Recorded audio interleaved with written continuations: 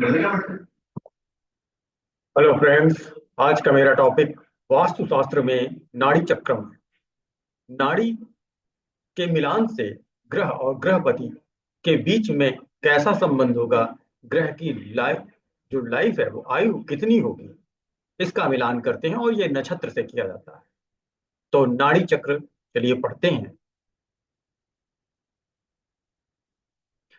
नाड़ी विचार अर्थात ग्रह अर्थात घर व घर के पति, जो लैंडलॉर्ड हैं, जो मालिक हैं उसके, उन दोनों के नक्षत्र और से आदि मध्य व अंत नाड़ी का मिलान। नाड़ी तीन प्रकार की होती हैं, आदि मध्य व अंत, और इन नाड़ियों का नक्षत्रों से संबंध होता है। और वो नक्षत्र ग्रहपति और उस घर के होंगे। घर का नक्षत्र कब निकालेंगे? जब घर का भूमि पूजन आपने किया तो चंद्रमा किस नक्षत्र में था, वो उस घर का नक्षत्र होगा और उससे हम नाड़ी निकाल लेते हैं। उसी तरह से जब जातक का जन्म हुआ बृहस्पति का, तो चंद्रमा जिस नक्षत्र में था वो उस बृहस्पति का नक्षत्र हुआ और उससे हमारी नाड़ी निकाल लेते हैं। तो चलिए श्लोक पढ़ते हैं। आवृत्ति बिभयस्त्री भिरिश्वभाद्यम क्रमोत्क्रमात् संगणीय दुड्विनी यदेक पर्वण्यो भयोश्च हर में ह्रेय क्षयोर्भयेति शुभम तदा स्यात्। इसका मतलब है, नाड़ी विचार ग्रह नक्षत्र अर्थात घर के नक्षत्र तथा ग्रहपति अर्थात लैंडलॉर्ड के नक्षत्र के साथ किया जाता है।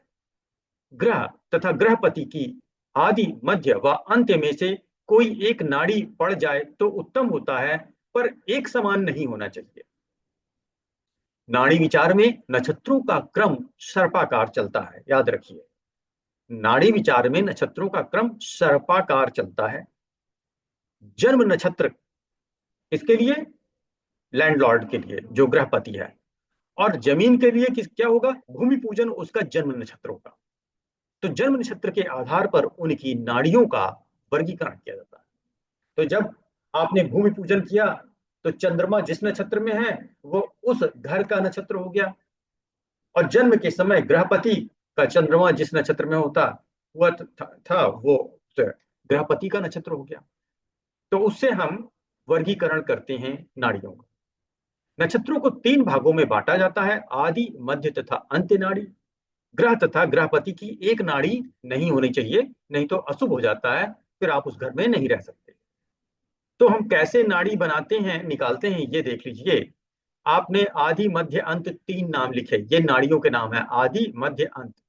अब सर्पिलाकार ऐसे ऐसे चलना है, ऐसे जैसे सर्प सांप चलता है, ऐसे ही नक्षत्र भरने हैं। आदि से शुरुआत करेंगे, अश्विनी भरणी कृतिका, फिर इधर उल्टा रोहिणी मृगशिरा आर्द्रा, फिर ऊपर से घूम के पुनर्वसु पुष्य आश्लेषा, फिर मघा पूर्वा फाल्गुनी उत्तरा फाल्गुनी, हस्त चित्रा स्वाति, विशाखा अनुराधा ज्येष्ठा, मूला पूर्वाषाढ़ा उत्तराषाढ़ा, श्रवण धनिष्ठा सतभिषा, पूर्वा भाद्रपद उत्तरा भाद्रपद और रेवती, और फिर ये पूछा गया।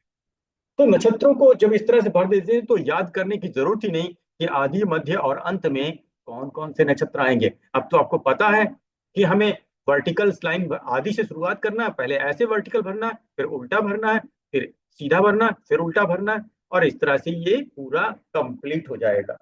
अब जैसे किसी जातक का ज्येष्ठा नक्षत्र में जन्म हुआ था तो उसकी आदि नाड़ी हो गई, और उसने घर बनवाया तो स्वाति नक्षत्र में बनवाया तो उसकी अंत्य नाड़ी हो गई। अब आदि और अंत्य नाड़ी है तो इनका मिलान हम कैसे करते हैं? ये नाड़ी कूटस्थ गुण चक्रवर्त ये दिया है वर वधु के लिए, वैसे तो ये इंसान के लिए दिया है, हम लोगों के पंचांग में होता ही है। लेकिन इसी तरह से हम घर और घर के पति लैंडलॉर्ड का भी मिलान कर सकते हैं। अभी हमने बताया कि जो गृहपति था उसका अंत आदि नाड़ी निकले थी, और जो घर था उसका अंत निकला था। तो आपने इधर लिया, अगर लिया ग्रहपति का आदि और अंत लिया, तो आदि अंत का जो कटान बिंदु होगा वहां पे 8 अंक लिखा है, मैक्सिमम अंक मिल रहे हैं, अतः ये शुभ होगा। आप ध्यान से देखें तो जहां पे सिमिलर नाड़ी हो जाती है, जैसे आदि आदि जीरो, फिर वो घर और घरपति के बीच में सामंजस्य सही नहीं है। उसी तरह से मध्य मध्य, फिर से अंक जीरो आ गया। अंत्य अंत्य फिर से अंक 0, अर्थात समान नाड़ी नहीं होनी चाहिए, बाकी असमान नाड़ी चलेगी, उसके हमेशा पूर्ण अंक मिलते हैं। तो कहने का तात्पर्य यह है कि जो घर का नक्षत्र है और जो नक्षत्र घर के पति का है, उन दोनों के नक्षत्रों से जो नाड़ी बन रही है वो अगर अलग अलग है तो शुभ है, समान नाड़ी अशुभ है। तो मित्रों, नाड़ी विचार से घर और घर के मालिक के बीच में क्या रहेगा, वो घर चलेगा या नहीं चलेगा, इस पे हमने विचार किया। वीडियो पसंद आया हो तो लाइक करें, सब्सक्राइब करें। धन्यवाद।